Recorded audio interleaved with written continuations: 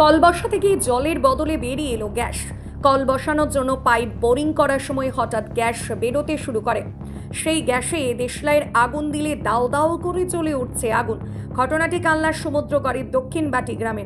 এই ঘটনা জেরে ব্যাপক আতঙ্ক ছড়ায় গ্রাম জুড়ে। ঘটনাস্থলে নাদনঘাট থানার পুলিশ হাজির হয়। খবর দেওয়ায় দমকল বাহিনীতে 2টি দমকলের ইঞ্জিন ঘটনাস্থলে আসে।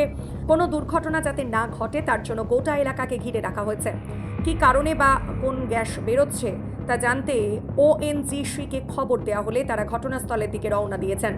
290 ফুট মতো বোরিং হয়, বালি পাওয়া যাচ্ছে না। তখন মিস্ত্রির সন্দেহ হয় যে কিছু একটা ব্যাপার আছে। তখন ওই পাইপ তুলতে থাকে। 140 ফুট পাইপ যখন ওঠার পরে ওই তলার আরও যে পাইপ আছে সেগুলো আস্তে আস্তে তুলে দেয় এবং শোঁ করে শব্দ হতে থাকে। তখন ওদের সন্দেহবশত তখন ওরা ভাবে হয়তো গ্যাস ফ্যাস কিছু আছে। তখন ওই লাইট জ্বালা ধপ করে ঝেলে একবারে 5-7 ফুট হাইটের আগুনের প্রবাহ সৃষ্টি হয়। এখন কি পরিস্থিতি? এখন হচ্ছে বালি ফালি দিয়ে ওগুলো জাম করে রাখা আছে। সন্ধ্যে থেকে গত সন্ধ্যা থেকে এই ব্যবস্থায় পড়ে আছে। বলছি আমাদের এই দক্ষিণপাটি সমুদ্রগড় অঞ্চলের দক্ষিণপাটি মৌজায় আপনার একটা ওই সাবমার্শাল কল বসছিল কালকে থেকে।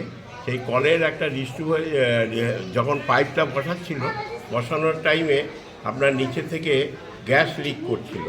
তারপরে আমাদের এখানকার লোকাল যে মেম্বার সে আপনার খবর দিয়েছে প্রশাসন আমাদেরকে, আমরা বিডিও সাহেবকে খবর দিয়েছি এবং সভাপতিকে জানানো হয়েছে। সঙ্গে সঙ্গে আমরা এটাকে সিল করে রেখেছি।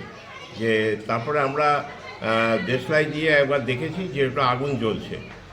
তা সেই থেকে কালকে থেকে ফায়ার ব্রিগেড এসেছিলেন সঙ্গে সঙ্গে। তারপরে বিডিও সাহেব আমরা সিল করার পরে আজকে সেই জায়গাটা কি করা হবে সেই জন্য ওএনজিসিকে বিডিও সাহেব খবর দেওয়ার পরে ওনারা আজকে আসবেন, কিন্তু ওনারা রাস্তা ভুল করে বর্ধমান লাইনের দিকে চলে গেছে। তা 2 ঘন্টা বাদে আসছেন। তারপরে আসলে আমরা সেই পদক্ষেপ গ্রহণ করব। পূর্ব বর্ধমান থেকে সুমন বিশ্বাস।